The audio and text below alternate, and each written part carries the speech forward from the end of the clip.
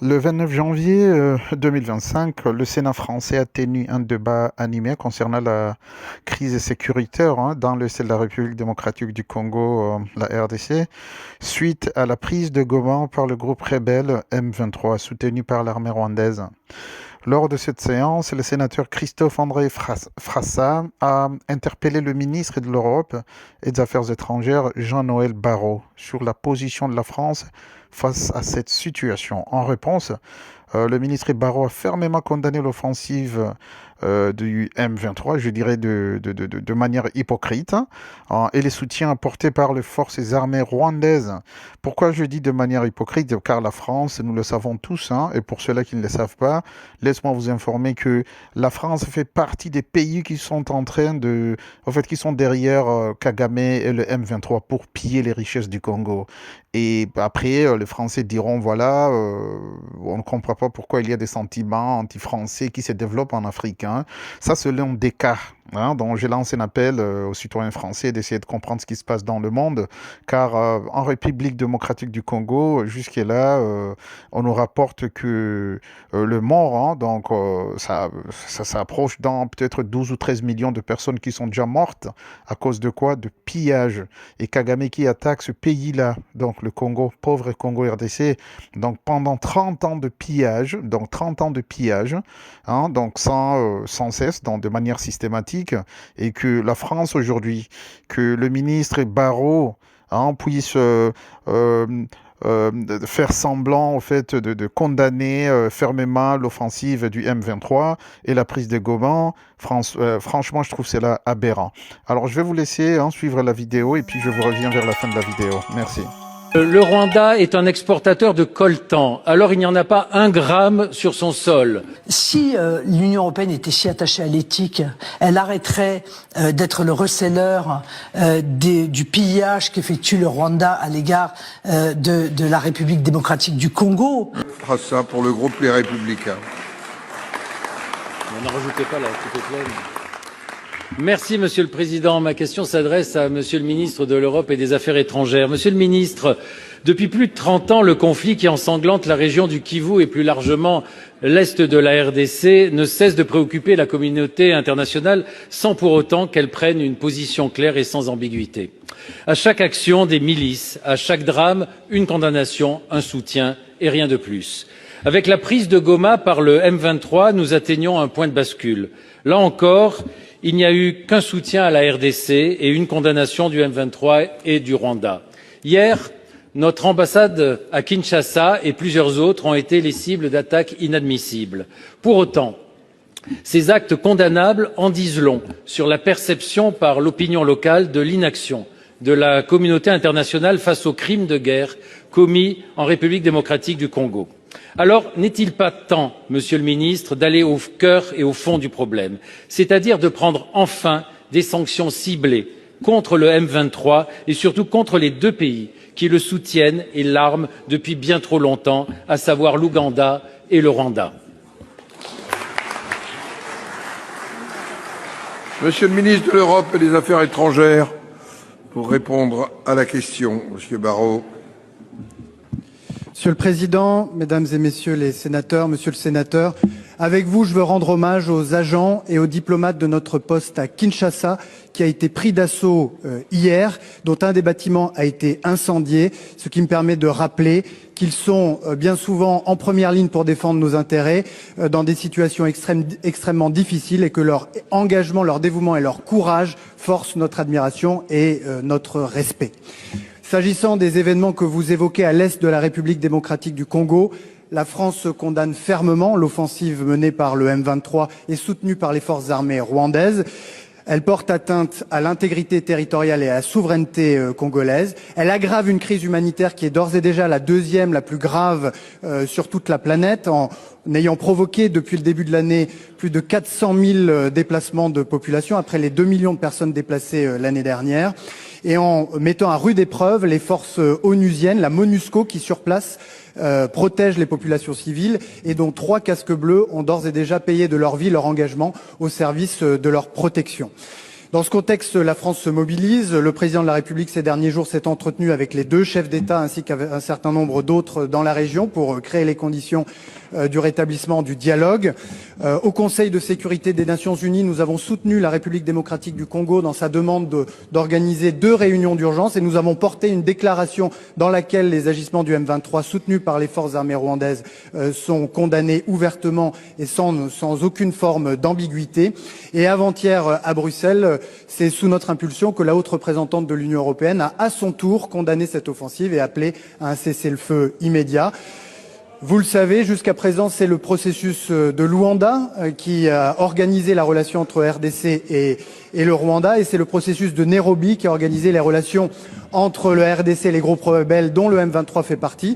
Ce sont des médiations qui auraient dû porter des fruits et qu'il faut continuer de soutenir, mais en tout état de cause, c'est par le dialogue et par la diplomatie que une solution sera trouvée à l'escalade à l'est de RDC, et à plus long terme, c'est en s'attaquant aux causes profondes du conflit, qui sont des causes de nature économique, de nature minière, que la région pourra retrouver la paix, la stabilité et la prospérité.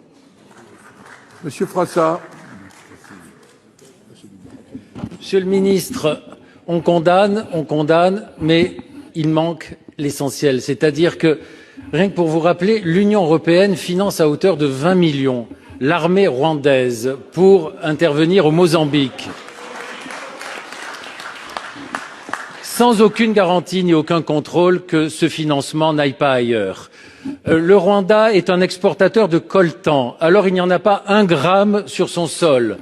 Et 60 à 80% des réserves mondiales de coltan se trouvent, comme par hasard, à l'est de la RDC. Là aussi, il y a quand même de quoi s'étonner qu'il n'y ait pas de sanctions là-dessus. Je relaye et je fais, au nom de 95 parlements francophones, l'appel solennel à ce qu'il y ait des sanctions. Ce serait l'honneur de la France d'être à la tête de demandes de sanctions contre l'Ouganda et contre le Rwanda. Ce serait son honneur. Très moral, du coup. Oui, mais est-ce qu'on a obtenu le bien-être des peuples en faisant de la morale? On a fait beaucoup de morale, l'Union européenne a fait beaucoup de morale. On pourrait beaucoup en parler d'ailleurs, parce que c'est un peu le syndrome Jonathan Daval. Plus ça pleure et puis en réalité plus c'est coupable. Bon, parce que et en réalité, on n'a pas obtenu une amélioration du niveau éthique. Si l'Union européenne était si attachée à l'éthique, elle arrêterait d'être le receleur du pillage qu'effectue le Rwanda à l'égard de la République démocratique du Congo, parce que le Rwanda pille les matières premières qui sont souvent rares d'ailleurs, qui appartiennent aux Congolais, et les revendent à l'Union européenne depuis février 2024, et l'Union européenne ferme les yeux sur ce pillage. Vous croyez que c'est très moral, ça? Voilà, vous voyez, attention, parce que la morale, telle qu'elle est exprimée par l'Union européenne, est parfois assez contestable. Question concrète encore sur Mayotte, puisque... Alors qu'une nouvelle tentative diplomatique a échoué ce mercredi avec le refus du chef de l'État congolais, Félix Tshisekedi, de prendre part à une réunion virtuelle avec son homologue rwandais, Paul Kagame, la pression internationale s'accroît pour mettre fin à la crise dans la région orientale de la RD Congo. L'Allemagne a mis sur pause des pourparlers avec le Rwanda sur son aide au développement, exigeant du pays africain et de ses alliés du M23 qu'ils retirent leurs forces de l'Est congolais. Pékin, par la voix de son ambassadeur Fukang à l'ONU, espère que Kigali entendra les appels à ne plus soutenir le M23. La Chine exige que le M23 cesse toute hostilité et batte en retraite de Goma et des autres zones occupées. La Chine espère que le Rwanda entendra l'appel de pays africains et du secrétaire général de l'ONU, Antonio Guterres.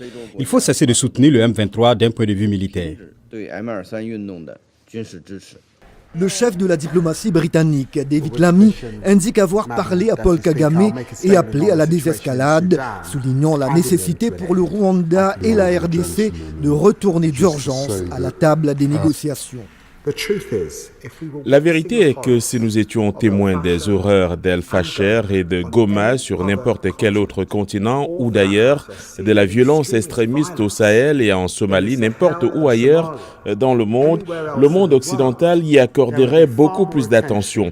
En fin de compte, cependant, nous avons besoin d'une solution politique. Nous savons que les rebelles du M23 n'auraient pas pu prendre Goma sans le soutien matériel des forces de défense rwandaises. Selon l'Élysée, le président français Emmanuel Macron multiplie les contacts pour permettre une désescalade. À Bruxelles, son ministre des Affaires étrangères, Jean-Noël Barrot, a fermement condamné l'offensive militaire du M23 et des soldats rwandais sur le sol congolais. Alors que Goma s'apprête à tomber, la France exprime sa solidarité à l'égard de la République démocratique du Congo, de son intégrité territoriale. La France condamne fermement l'offensive menée par le M23 soutenue par les forces armées rwandaises qui ont entraîné la mort de 6 casques bleus et provoqué le déplacement de plusieurs dizaines de milliers de personnes civiles. Les combats doivent cesser et le dialogue doit reprendre. C'est en ce sens que la France s'est exprimée hier au Conseil de sécurité des Nations Unies. L'ONU, les États-Unis, la Chine, l'Union européenne et l'Angola réclament que le Rwanda retire immédiatement ses forces de la RDC. Le pape François demande également de tout faire pour mettre un terme au combat. J'exprime mon inquiétude quant à l'aggravation de la situation en matière de sécurité en République démocratique du Congo. J'exhorte toutes les parties au conflit à s'engager en faveur de la cessation des hostilités et pour la sauvegarde des populations civiles de Goma et des autres régions concernées par les opérations militaires. Je suis également avec appréhension ce qui se passe dans la capitale, Kinshasa, en espérant que toutes les formes de violence contre les personnes et leurs biens cesseront dès que possible. Je prie pour le rétablissement rapide de la paix et de la sécurité.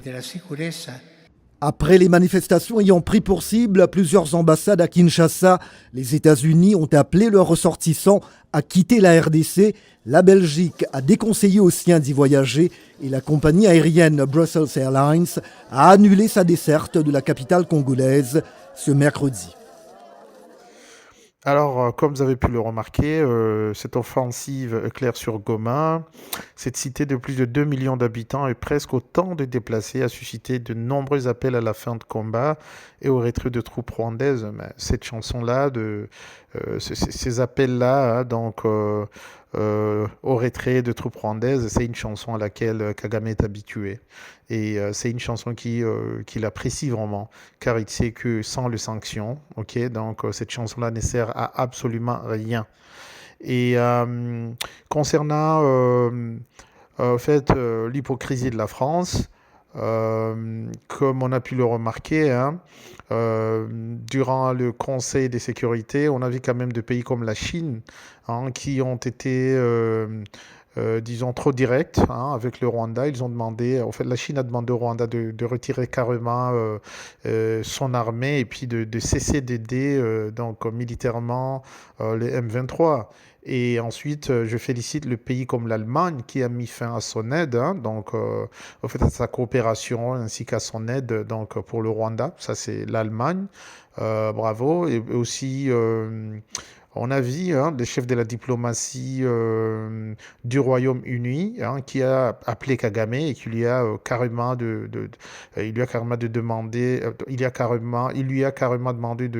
d'arrêter, d'aider le M23 et que sinon, il allait mettre fin aussi à l'aide du Royaume-Uni envers la France. Et ça, c'est une menace sérieuse. Ça y est sur la toile. Pour ceux-là qui voudraient vérifier cette information. Mais nous avons des pays comme la France, la Belgique, les États-Unis, tout ce qu'ils essaient de faire, c'est essayer de faire croire aux gens que nous sommes durs envers le Rwanda, nous essayons de faire quelque chose pour que le Rwanda arrête d'attaquer les Congos. Mais je crois qu'il est temps. Non, il est temps que cela cesse, hein, que Kagame, franchement, que les oreilles lui soient tirées et que le monde fasse quelque chose. Car sinon, c'est honteux pour la race humaine de voir quelqu'un qui a une espèce de chèque blanc, ok, donc pour tuer ses voisins comme il veut, quand il veut. Donc ça, c'est Kagame. Et cela doit cesser. Alors, c'est tout pour aujourd'hui. Et notre question du jour est que doit faire la RDC pour que le pays tel que la France, les États-Unis, la Belgique et le Royaume-Uni arrêtent de financer le M23 à travers le Rwanda? Laissez-nous vos commentaires en bas. Merci, à la prochaine.